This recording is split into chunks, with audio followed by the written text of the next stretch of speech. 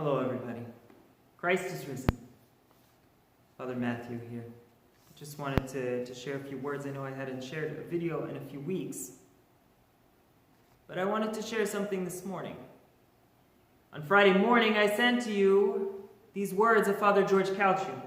To be inside a church of stone or brick or wood does not mean you are really within the church. Spiritually, you can be outside the church if we don't have enough faith, or we don't accept the commandments of God and of the church. We can stay the whole of our life on the threshold of the church, being merely churchgoers. To be in the church is a spiritual state. We are in the church at all times, and we contain the church within our soul. We can be in the church at all times, and we contain the church within our soul. You see, my friends, two things can be true at one and the same time. As Orthodox Christians, what do we believe? As Orthodox Christians, we believe that our God is we believe we worship the Holy Trinity.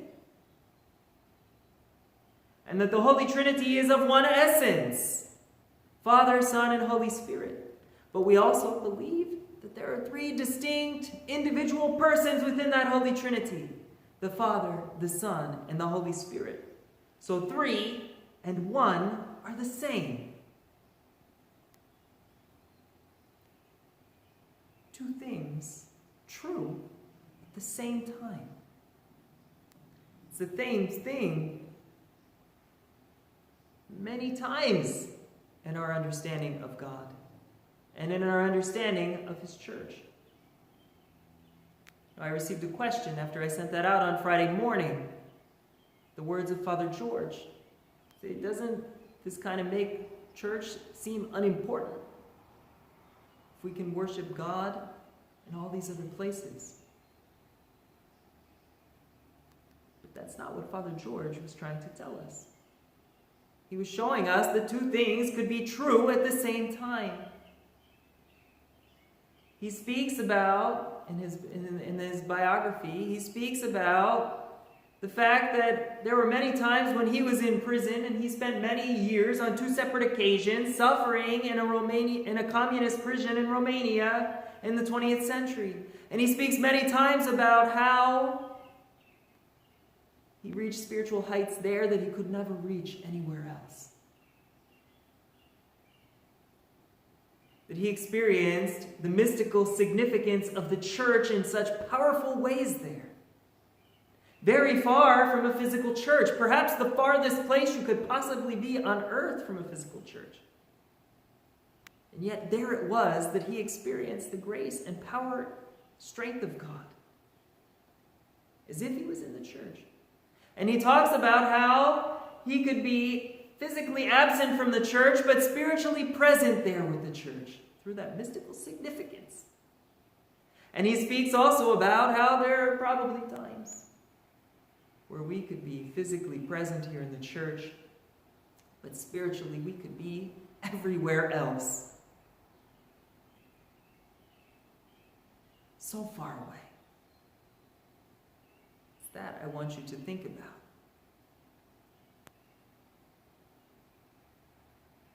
You see, God is not limited. He's not limited to our understanding in our minds. Neither is He limited to a specific location on earth. God is spirit, He told the Samaritan woman. God is spirit, and those who worship Him in spirit and in truth.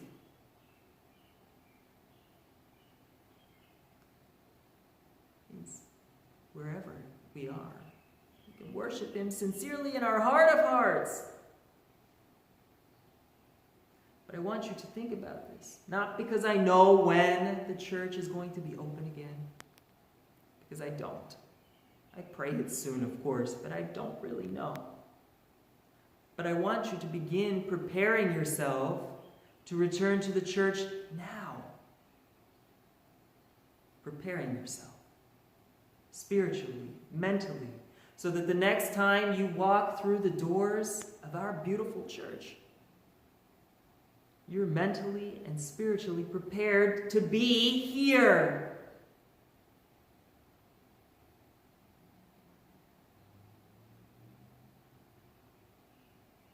You know, because I know there were probably, if you're anything like me, there were probably many, many times throughout your life where this was just not the case. Where you came to church merely as a churchgoer. But spiritually, mentally, you're everywhere else. The same is true together with the Holy Eucharist. There were probably many, many times in your life when you've come to church, haven't been prepared at all to receive the Holy Eucharist, and yet received it anyways. Physically here, spiritually somewhere else. There were probably also many, many times in your life where you didn't even come to the church at all. Even when it was readily available, open, you knew that it was happening. You said, I've got something better to do. Or I can't be there for this reason or that. My friends, these can be no more. When we come into the church, we have to make sure that we are spiritually, mentally, and physically here, ready to serve and to worship, that we are of a pure heart, of a pure mind, that our eyes are ready to look at Christ straight in the face, and then to fall down on our knees. Because when we come back to the church, we should enter it joyfully and thankfully, ready to go, ready to worship. You see, above the doors, I'll say it for you. Above the doors, as we come into the church, here's what it reads. It's really important. And here's what it says. It says, I will enter your house, I will worship toward your holy temple. I will enter your house. I will worship toward your holy temple. My friends, this is God's house. This is the holy temple where you come together as a parish family to worship Him. I know how difficult. I know how difficult it is to worship watching over this screen. I've tried it. It's not easy, I know.